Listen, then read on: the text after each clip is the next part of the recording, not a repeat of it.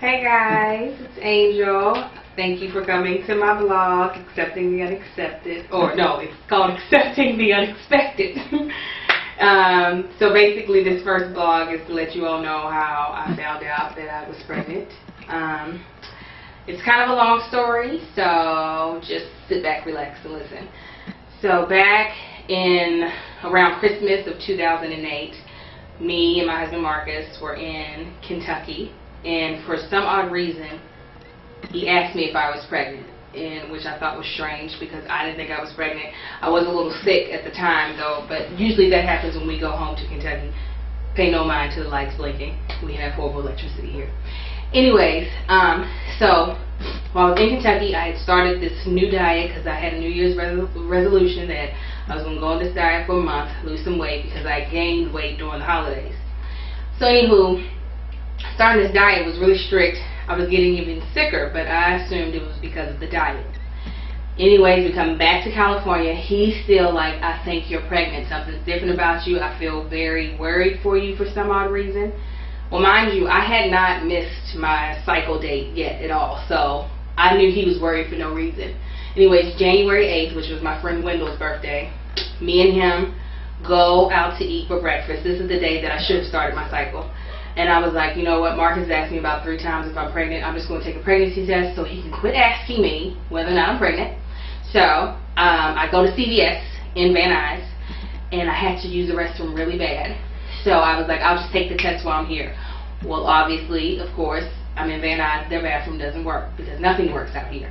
So then I run across the parking lot to John's, which is like a Kroger's or a Ralph's, yet cheaper and more homely. And I go and use their restroom. And I pee on their stick. Hold on one second. I'll show y'all this cheap stick. No, I'm not. I don't know what I did with it. Oh, here it is. Okay. So, this cheap little stick I pee on, right? And before I can even wipe my tail, I look down and another blue line has showed up. I lost my mind in that restroom. I started screaming. I started throwing tantrums. I'm sure everyone in the grocery store could hear me screaming to the top of my lungs. I really thought that God was playing a joke on me and that the cheap stick had lied, because I bought the generic kind from CVS because I figured, why waste money when I know I'm not pregnant? So I called my husband, needless to say, boo-hooing in the car, and I didn't even tell him what was going on. I just started weeping on the phone, and he knew exactly what was happening. And I think my husband died for at least 2 seconds. And then when he came back to life, he gave me some nice, harsh profanities to really express how he felt.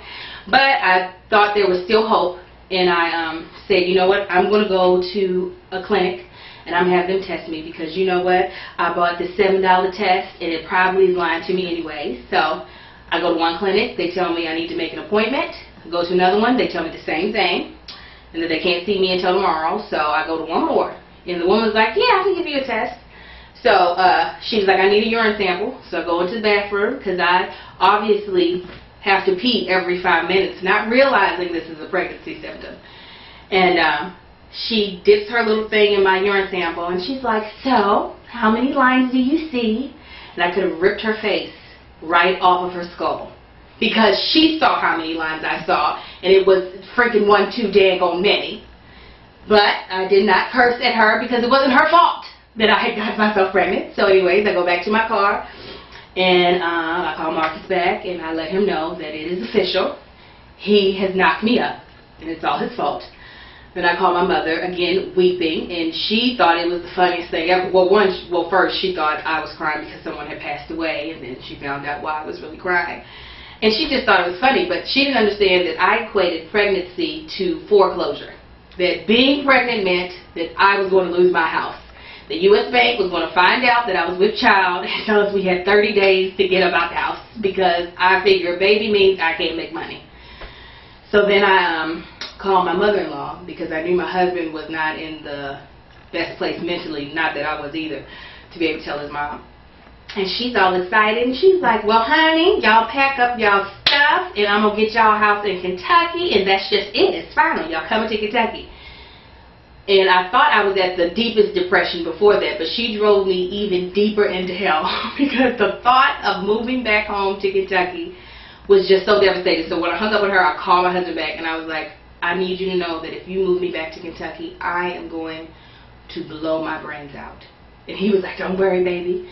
We got to make some California money before we go back to Kentucky. So luckily, my husband was sane enough to know not to even fathom thinking about moving me. I'd rather get our house foreclosed and move into a crack house in California than to have to go back to Kentucky just because I'm pregnant.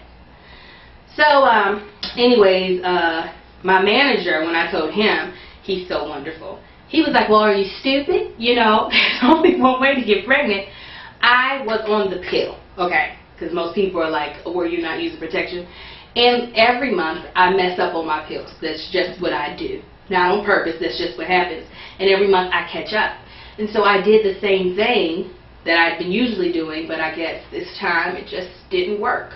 And again, bad electricity, sorry about that, guys. So I guess this was just God's way of saying, who cares what your plans are?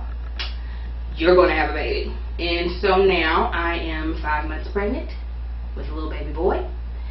And you all will get to experience everything I experienced. Well, almost everything I experienced through this video blog. All the ups and the downs. I also catch you all up through everything that happened in my first trimester, things that are going on in my second trimester, and not just with my pregnancy, with how the pregnancy is affecting other things in my life. Most of you all know I'm an actress out here in Los Angeles, and usually pregnancy means, unless you're Angelina Jolie or Deborah Messing, or one of those heifers that have millions and millions of dollars, being pregnant means being unemployed. It's a synonym, actually. They actually mean the same thing. To be pregnant means to not work as an actress. So, been loving that. Yeah, so basically that's what this vlog is about. It's about letting you all experience what I'm experiencing in Los Angeles. So I hope you all enjoy, as I hope I enjoy doing this with you all as well. Peace and blessings.